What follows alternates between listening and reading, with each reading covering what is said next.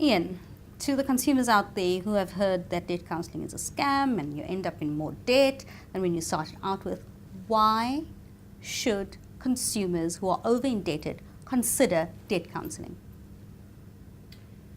The big change in debt counselling came in 2011 with the NCR task team, where the NCR put together a task team and they got all the major credit providers and banks to effectively sign mandates for debt counsellors, giving them the ability to extend the terms of the loans, strip off the fees, and reduce interest rates down to zero if necessary on unsecured debt. Okay, so let's get this straight. A debt counsellor, Debt Busters, Credit Matters, any other registered debt counsellor has the ability to negotiate with a credit provider and adjust interest rates, lower interest rates, extend terms? Yes, so herein lies the rub. So you have those mandates if you use the DCRS system, Debt Counselling Rules System, which is a very cumbersome bit of software, that if you use that, you effectively have the mandates from the credit provider, so they will accept the proposals if it fits within these mandates.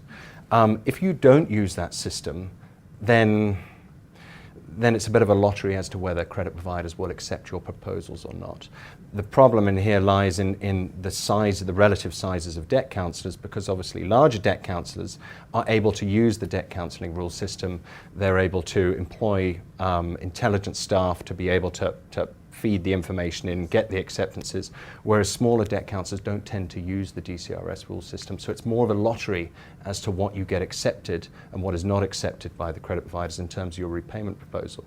And in terms of your question regarding the legal process, obviously Roger's a lawyer, so he has a slightly more love of the law than maybe I do as an accountant.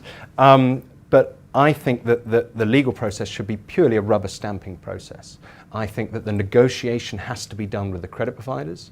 You need to get all the credit providers to accept every single proposal, sign on the line, and then it just needs to go to court for a rubber stamp. So we need to be getting rid of this cumbersome story of going to court, getting into a magistrate, credit providers not accepting the proposals, then having to go back, having to do the process all over. You saying we should be doing all that, debt counsel should be doing all that with a credit provider before they go to court. Absolutely.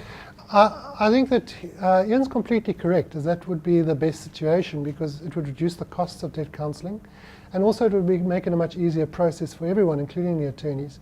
But the big problem is, of course, the consent of the creditors, is that the creditors are all fighting over a pie, and a piece of the pie.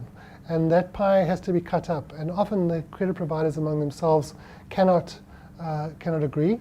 And then, of course, also what the problem is, sometimes the pie is just too small, and the person who is going under debt review doesn't have the resources to actually put a proposal before the courts or before their debt counsellor that is workable, and then one's got to sit there and panel beat it quite hard to get consent from everyone, and even then you can have credit providers who are not interested.